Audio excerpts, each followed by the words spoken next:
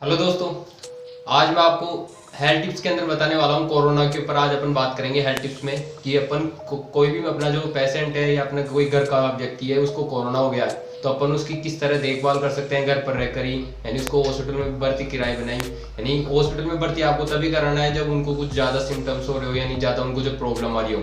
अगर नहीं है इतनी प्रॉब्लम तो आप डॉक्टर को दिखा के और जो वो मेडिसिन प्रिस्क्राइब करता है उसके आधार पर ही अपने घर पर अलग आइसोलेशन करके, यानी अलग आइसोलेट करके रूम में अलग, उसके अंदर अपन उस मरीज की अपन देखभाल कर सकते हैं। तो मैं आज आपको इन सभी के बारे में बताऊंगा कि किस तरह आप उस व्यक्ति को आइसोलेट करोगे, किस तरह आपको उसको क्या डाइट देनी है, क्या खिलाना है और किस तरह आपको उसकी देखभाल करनी है।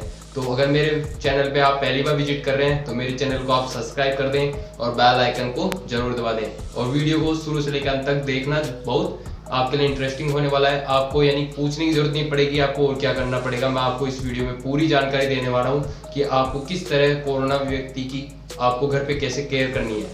ठीक है दोस्तों, तो अपना पहला पॉइंट अपन देखते हैं कि कोई भी जैसे कोरोना व्यक्ति है तो उसको क्या करना है। पहले दोस्तों मैं आपको पहले बता देता हूँ कि जो अपन उस व्यक्ति को जो अपन होम आइसोलेट कर रहे हैं तो उसके नियम बता देता हूँ कि क्या नियम होने चाहिए, क्या रूल होते हैं।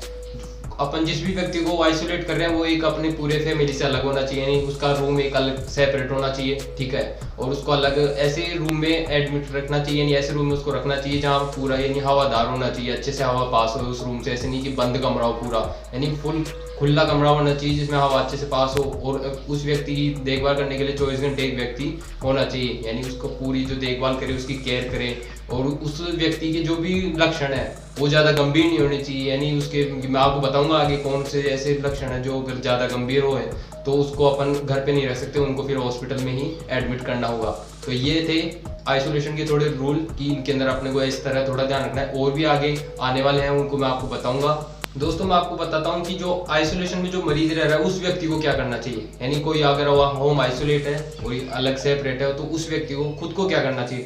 उसको क्या करना चाहिए, अपने जो रूम है उसकी पूरी खिड़कियां ओपन रखनी चाहिए। ठीक है, और साबुन से हाथ धोते रहना चाहिए। और उसका जो भी टॉयलेट है वो भी अलग होना चाहिए, तो उसी को वो यूज करे कि दूसरा यूज नहीं करे। यानी अपना सेपरेट खुद का टॉयलेट हो उसको यूज करना चाहिए उसको, और साबुन से हाथ धोते रहे। और उसको सबसे ज़्यादा जिस जगह वो ज़्यादा छूता है उस जगह से उसको छूने से बचना चाहिए, यानी उसको बार बार यानी उस जगह को बचना चाहिए, उस जगह को नहीं छूना चाहिए। और उसके जो भी कपड़े वपड़े, तौलिए, बर्तन वर्तन जो भी जिसमें वो कुछ खा रहा है पी रहा है उसको भी अलग रखना चाहिए। और अपने जो भी उनको देखभाल कर रहे हैं उनको बता देना चाहिए कि ये मैं यूज ले रहा हूँ, तो वो अपना खुद उससे बच सकें।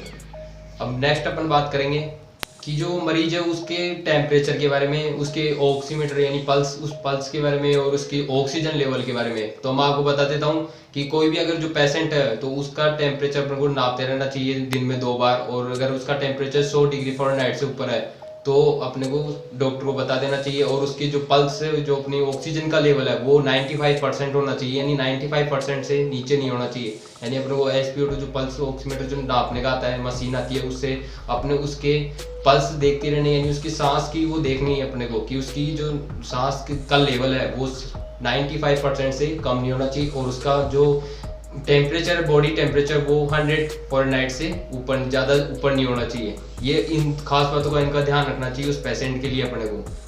अब अपन उसके डाइट के बारे में देखते हैं कि वो जो पेशेंट है अपना, जिसको अपन आइसोलेट कर गए, जिसको अपन कोरोना है, तो उसको अपन क्या डाइट देंगे और क्या डाइट नहीं देंगे। दोस्तों जो अपना कोरोना का पेशेंट है उसको क्या डाइट देनी है, देखो उसको दिन में यानी उसको पूरा अपन कुछ भी खाना खिला रहे हैं वो ताज़ा होना चाहिए, यानी पुरानी, यानी कम ज़्यादा टाइम का नहीं होना चाहिए, नहीं अभी बनाया और अभी खिलाया, ऐसा ताज़ा खाना होना चाहिए। उसके अंदर अपन उसको वेजिटेबल, उसके फ्रूट्स, मौसमी जो फल आ रहे हैं वो खिला सकते हैं अपन उनको। और जो भी यानी ज़्यादा हेवी डाइट नहीं देनी है, नॉर्मल जो डाइट है, दलिया दूध ऐसे और अच्छी चपाती और कम मसालेदार उसको खाना खिलाना है। और दिन के अंदर उसको पूरे टोटल दिन के अंदर, यानी पूरे दिन के अंदर उसको 8 से 10 उसको गिलास पानी के भी पीने चाहिए, जिससे वो अपनी थोड़ी हेल्थ उससे इम्प्रूव रहेगी, यानी वीकनेस नहीं होगी बॉडी के अंदर। अब मैं आपको बताता हूँ जो कोरोना का जो पेशेंट है उसको क्या नहीं खाना चाहिए। उसको यानी तली हुई चीज़ें, मैदा और जंक फूड्स, और कोई भी स्मोकिंग या कुछ भी आप स्मोकिंग कर रहे हो या कुछ भी आप शराब वराब पीते हो तो ऐसी चीज़ें अभी के लिए आपको बंद कर देनी है वैसे, क्योंकि ये उसके अंदर बहुत ही घातक हो सकती है आपके लिए। यानी आपको ऐसी कोई भी चीज़ नहीं खानी है जो आपकी बॉडी के लिए नुकसान हो, यानी आपको उससे बाद में प्रॉब्लम आए।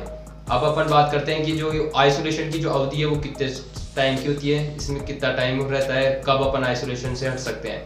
जो अपने आइसोलेशन की जो अवधि होती है वो मेनली 14 डेज की होती है, यानी 14 दिन के अपन आइसोलेशन मानते हैं। अगर आपको 10 दिन के अंदर ही आपका बुखार सब रिकवर हो गया हो या कम हो गया हो सब कुछ, तो आप अपने जो डॉक्टर है जिससे आपने पहले दिखा के अपन ने ये प्रोसेस स्टार्ट की थी, तो अपन अपने डॉक्टर से पूछ सकते हैं कि है ना अब हमारा जो भी बुखार टेम्परेचर है वो सब नॉर्मल है, यानी हम कुछ नॉर्मल हो गया, हमारे को नॉर्मल सा लग रहा है, और आप अपना चेकअप करा के अपने आइसोलेशन को दूर कर सकते हैं, यानी आइसोलेशन अपना ऑफ कर सकते हैं। फिर आप अपने फैमिली के साथ आराम से रह सकते हैं। तो दोस्तों ये थी मेरी कोरोना के ऊपर आपको मैंने जानकारी दी है।